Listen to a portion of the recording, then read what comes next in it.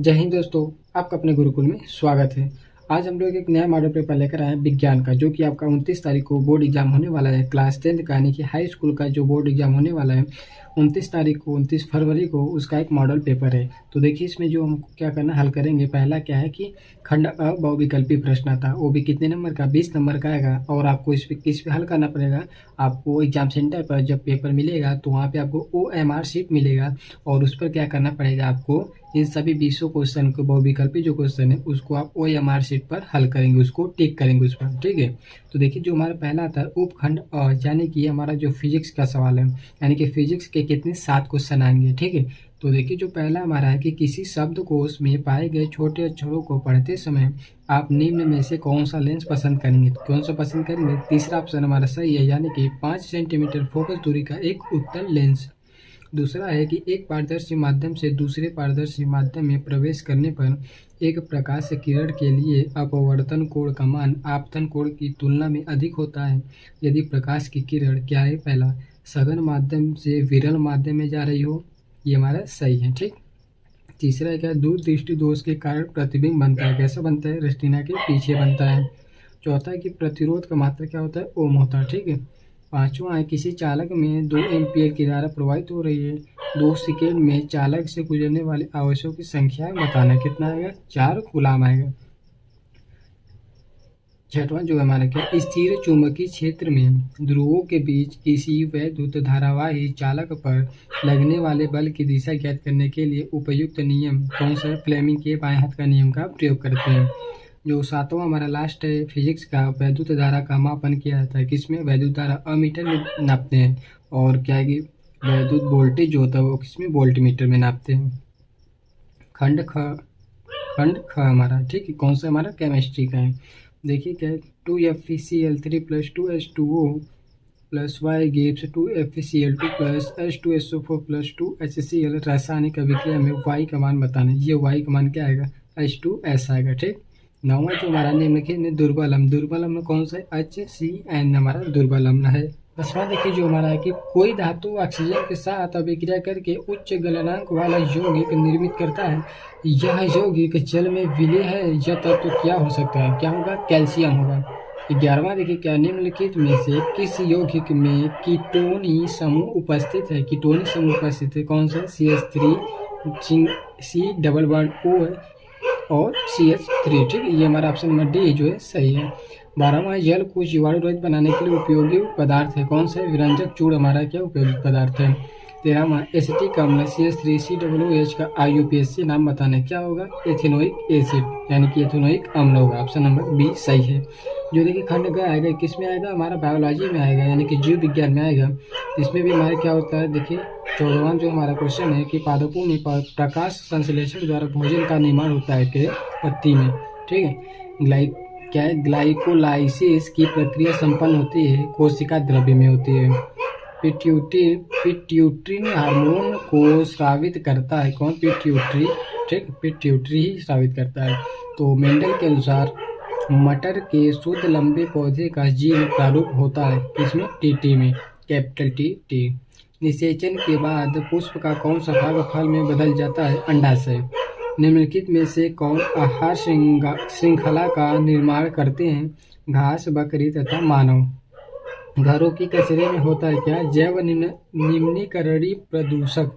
Option number B, ये हमारे क्या 20 बहुविकल्पी क्वेश्चन हो गए। अब देखिए हमारा खंड अ आता है, वर्णनात्मक प्रश्न। इसमें क्या है कि खंड का देखिए पहले है, इसमें क्या है कि पहला जो सवाल, दूसरा, तीसरा, चौथा आएगा। खंड क का जितने सवाल होंगे कितने, 4 नंबर के होंगे।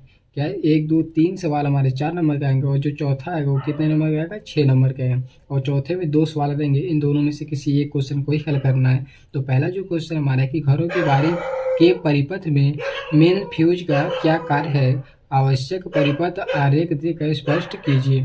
4 नंबर का हमारा सवाल है, इसको लिखना है कि फ्यूज का कार्य क्या है और उसको परिपथ भी देना है। निकट दृष्टि दोष किसे कहते हैं, इस दोष का निवारण किस प्रकार किया जाता है, किरण आरेख द्वारा स्पष्ट करना है, यानी कि इसमें भी आपको फिगर बनाना है।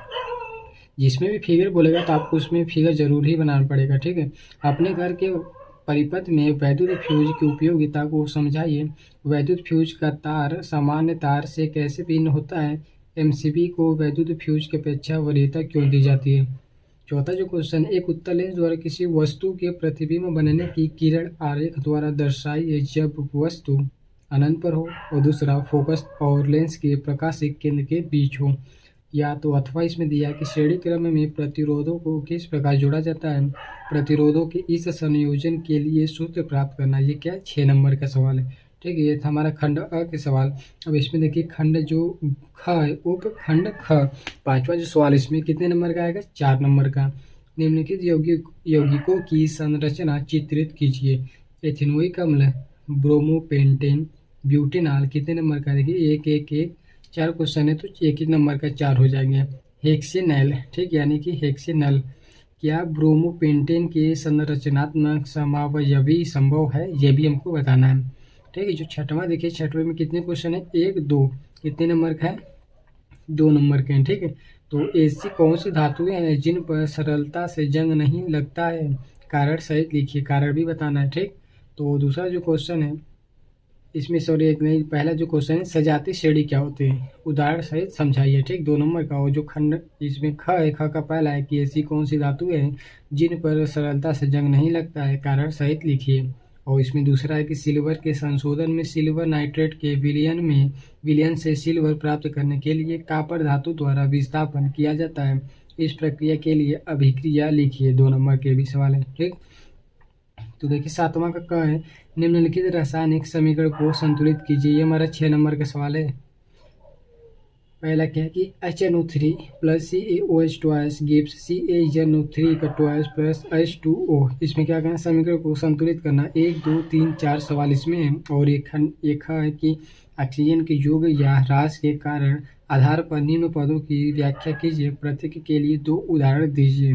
उपचयन, अपचयन। अब इसमें देखिए ख है, इसको कीजिए। अथवा दिया है कि अथवा या तो इसको कीजिए।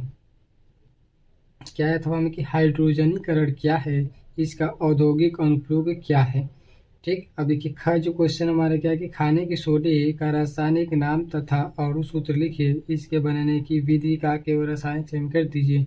7वां का क ख इन दोनों को करिए, या तो इसमें ऑप्शन दिया कि अथवा करके क ख ग ये है, इसको करना है। ठीक है, देखिए खाने के सोडे का रासायनिक नाम तथा अणु सूत्र लिखे। इसके बनने की विधि का केवल रासायनिक समीकरण देना। 2 नंबर का है। कठोर जल को साबुन से उपचारित करने पर झाग के निर्माण को समझे। ये भी 2 नंबर का है। ठीक है, ये था 7वां सवाल। देखिए खंड ग है, लास्ट में इसमें क्या है, 4 सवाल और हमारे 4 क्वेश्चन बचे हैं।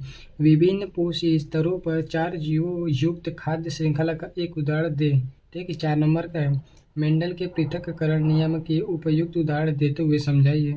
ये भी 4 नंबर का। और 10वां है कि जंतुओं में नियंत्रण एवं समन्वय के लिए तंत्रिका तथा हार्मोन क्रियाविधि की तुलना तथा व्यतिरेक कीजिए।